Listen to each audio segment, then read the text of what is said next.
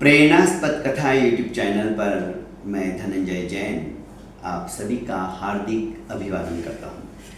छोटी सी कहानी डीजे की जुबानी। दोस्तों, एक ब्राह्मण था, बड़ा भोला, अपने कर्म कांड के अंदर विश्वास रखने वाला।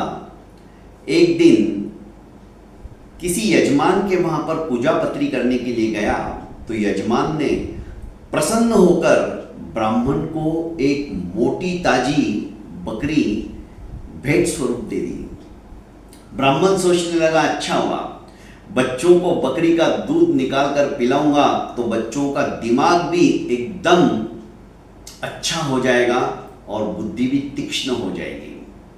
ब्राह्मण देवता घर की तरफ जाने लगे तो रास्ते में 3 ठगों ने जब ब्राह्मण के कंधे के ऊपर बकरी देखी तो सोचने लगे कि इस बकरी को कैसे भी करके ब्राह्मण से हत्या लेना चाहिए, पर ब्राह्मण ऐसे तो देगा नहीं। ब्राह्मण भला अपनी चीज क्यों देगा?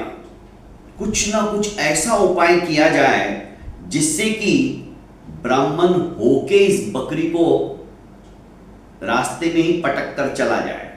पर क्या किया जाए? तीनों दोस्तों ने, तीनों ठगों ने मंत्रणा की और एक ठग दूसरे रास्ते से, जिस रास्ते से ब्राह्मण जा रहा था, पहले ही पहुंच गया रास्ते में और ब्राह्मण देवता को रोकते हुए कहा कि ब्राह्मण देवता, ये क्या लेके जा रहे हो? ब्राह्मण बोला, दिखता नहीं क्या, अंधे हो तुम? अरे बकरी लेके जा रहा हूं। हंसने लगा और ठगा और कहने लगा कि मैं तो अंधा नहीं हूं, पर लगता है तुम जरूर अंधे हो।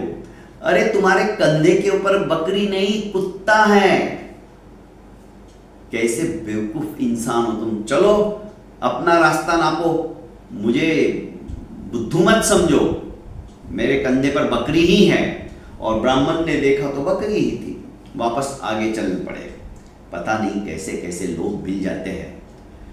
इतने में दूसरा ठग पगडंडियों के रास्ते से ब्राह्मण के जाने वाले रास्ते पे आ गया और कहने लगा, राम राम ब्राह्मण देवता, अरे इस कुत्ते को लादे कैसे जा रहे हो? कहां जा रहे हो? तुम ब्राह्मण हो के कुत्ते को अपने कंधे पे रख रहे हो। जनता क्या सोचेगी? समाज क्या कहेगा? अब तो ब्राह्मण अपने कंधे पे कुत्ते को उठाकर ले जाने लगे। राम राम राम राम, ये अनर्थ और ये पाप क्यों कर रहे हो? अब ब्राह्मण देवता के इंडिकेटर लग गए।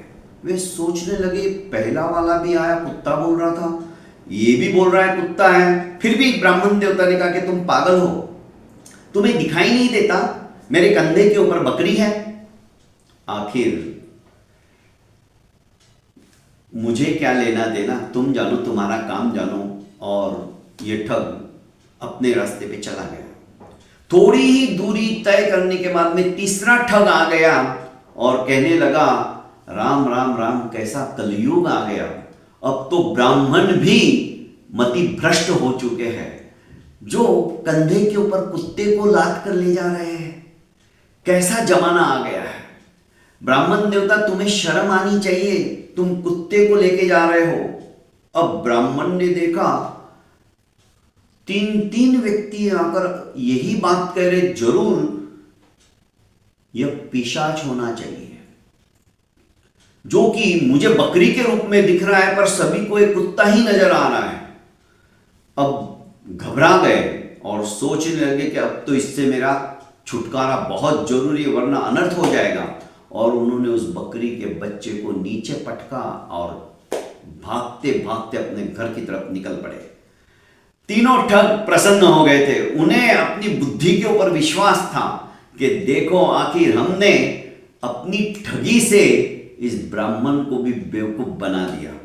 दोस्तों, कभी भी कहानी का सार यह है कि हमें अपनी मस्तिष्क को किसी की बात सुनकर उसकी बातों में नहीं आना चाहिए। इतना तीव्र और इतना गतिशील रखना चाहिए, चिंतनशील रखना चाहिए कि कोई भी हमें आसानी से बेवकूफ ना बना पाए।